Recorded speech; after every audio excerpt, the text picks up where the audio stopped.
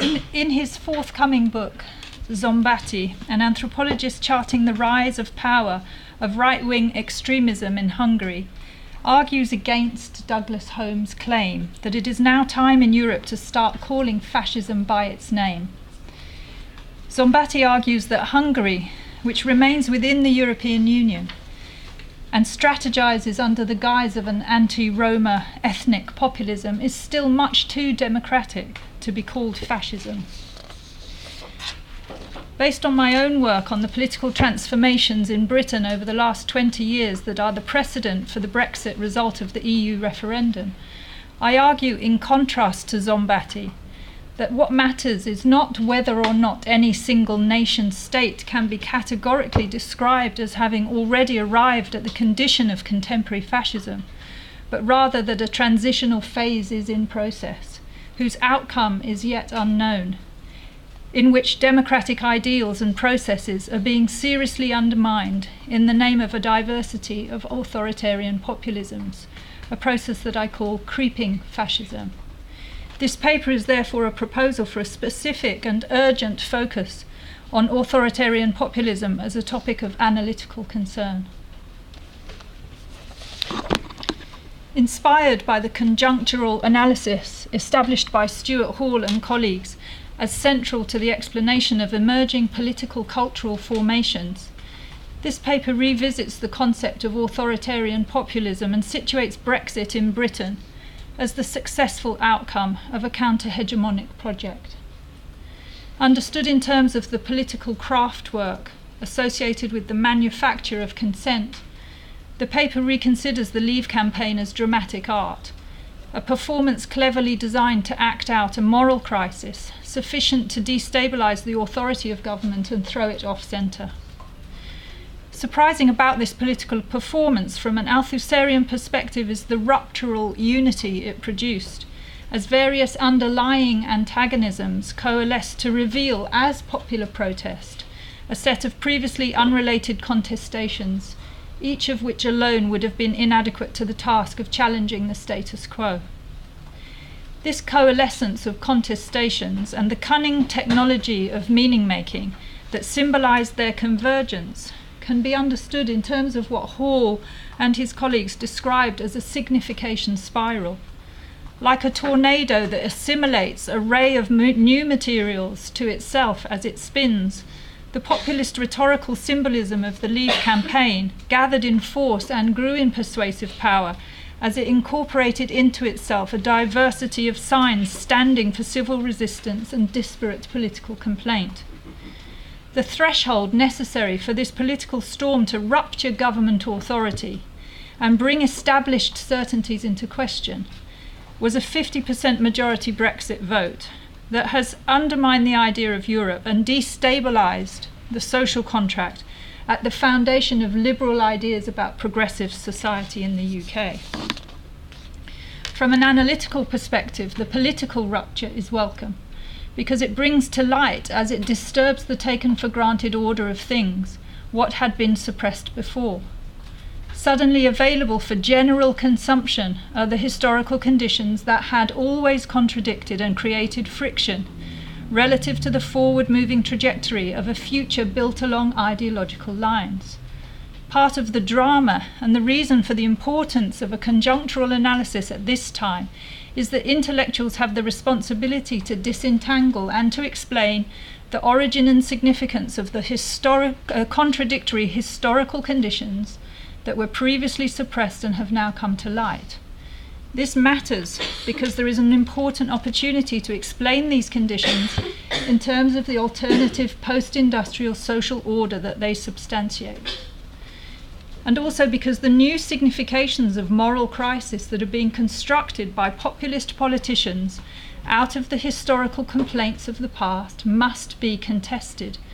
This is urgent because those who have disrupted the status quo through the clever cultural moves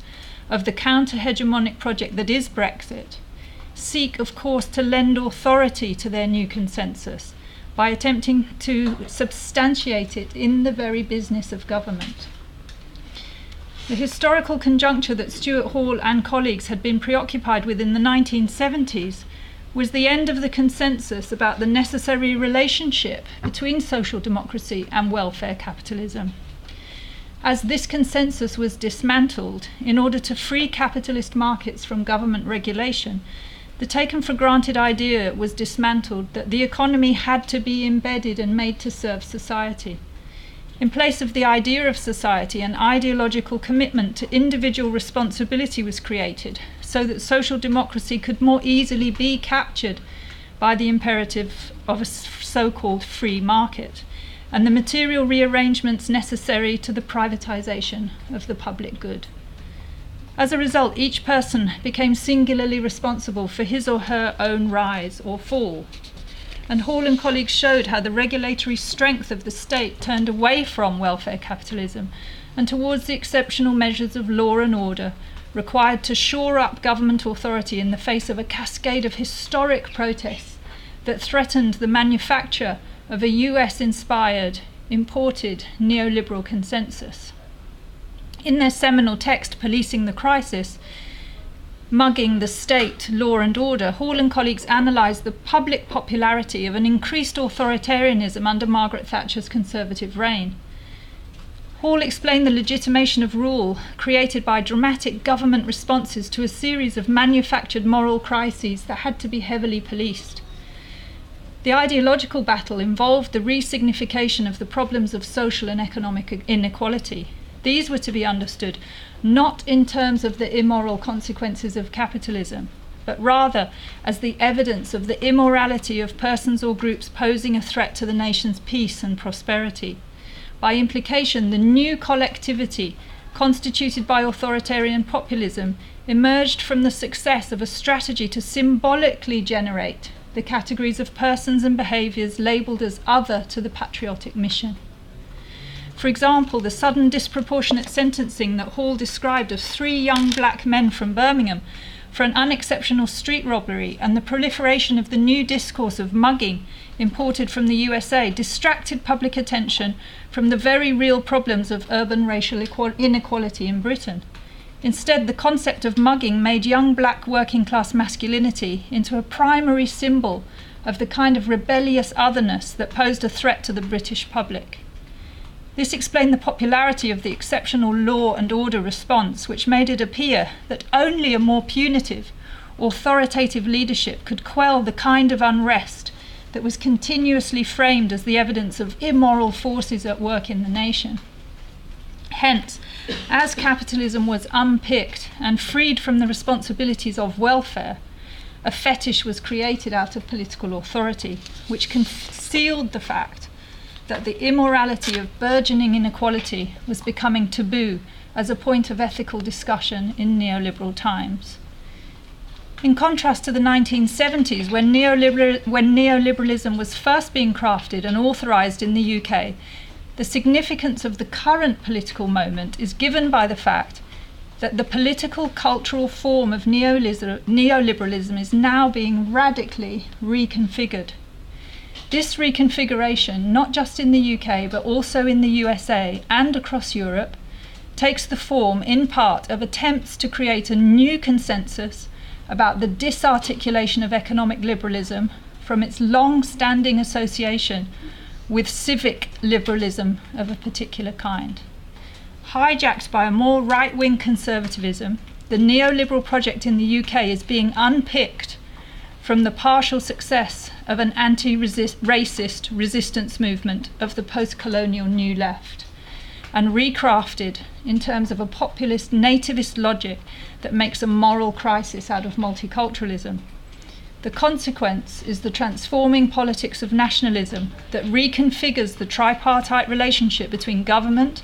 population and territory by moving in defence of sovereignty and turning the forces of law and order and popular opinion towards the borders, against Europe and against unwanted outsiders on the inside and out. Hence, Britain First, the UK's most extremist, vehemently anti-racist, anti-Islamic group that was born out of the demise of the far-right British National Party, found itself supported last year and legitimised on social media by the populist president of the USA, who was likewise putting America first. And similarly, the Windrush scandal in the UK at the moment is making outsiders of people who had taken for granted their insider status as British citizens. Most surprising about the new political cultural formation of neoliberalism is the emergence of previously unimaginable populist solidarities. The durability of colonial and imperial legacies is revealed in new solidarities between right and formerly left sides of the political spectrum as they conspire in a wealth-backed racism that feeds vampire-like on the anti-establishment, austerity-fatigued cultural movements of a dispossessed post-industrial white working class that has nothing left to lose. Symbolised by the increasing prospect of fascism, the decades-long failure of the Labour Party and the left in general is tragic. The collusion of New Labour with neoliberalism prevented the crafting of a multiracial class-based solidarity that might have proved itself resilient enough to tackle the failure of financial capitalism and make a moral crisis out of the instabilities created by growing post-industrial inequalities. No wonder that laughter is heard right of stage when Marxists lament that after all the revolution has been cultural. Leaving aside Jeremy Corbyn's recently populist revival in the UK, there has been a failure on the left to lend authority to an alternative social, economic and political vision for the nation. This is partly to do with the fact that no adequate symbolic language has been found to express the immorality of advanced capitalism under a transforming ideology of neoliberalism, which makes it seem as if there is no alternative to the current exceptional state of affairs. For example, the perfect storm of the migrant crisis in Europe provided grist to the mill of the right-wing populist machinery, but rather than simply reasserting the values of a liberal, metropolitan, cosmopolitan sensibility in support of immigration, the left also urgently needed a dark and dreadfully honest signification of its own to capture and make more generally known the fate of children born to the post-industrial neighbourhoods of Britain. Here, in places where intergenerational unemployment is high and high suicide rates express the end of civilization as we know it, families living in poverty can no longer afford to pay for the funerals of teenage children they are losing to drug addiction. In Dundee, where new art galleries compete to be a spectacle alongside heroin-addicted young people, the only strategies of these families is to refuse to claim the bodies of their children when they die from drug addiction, and to force the state then to have to pay the price for the funeral. People in these neighbourhoods are afraid of the future, and for very good reason. The economic means and political means for working class dignity and self-respect have been systematically destroyed, and a desperate quest for cultural esteem and the hope of a chance to turn over the apple cart of liberal sensibilities and conservative rule is the only entertainment some people have left. No surprise then that even in the face of a right-wing populist uprising against its authority to rule, there is frustration that a centrist conservative government has been able to hold its ground by colluding with the moral panic about immigration, honouring the result of the referendum to leave the European Union, and shifting significantly to the right by desperately trying to incorporate all the policy messages of UKIP.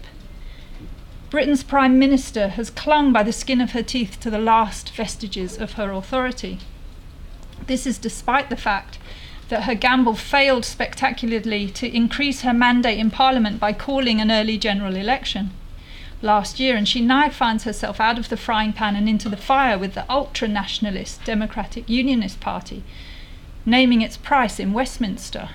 With such a weak government in power, contestations and a growing sense of uncertainty are only likely to increase in Britain, and as a result, highly qualified European nationals and much needed migrant workers are leaving the country. Negotiations are excruciating to work out the material disentanglement from Europe that will substantiate the counter-hegemonic project that is Brexit, and no one now knows what the future holds. High drama indeed.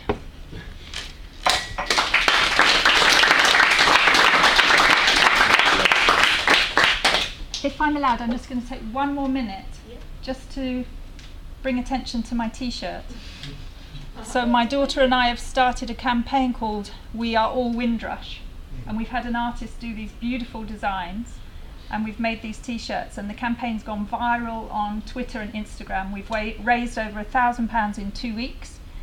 and all the profits from the t-shirts is going towards the Windrush Justice Forum. So I'm trying to do a Stuart Hall and put my money where my mouth is.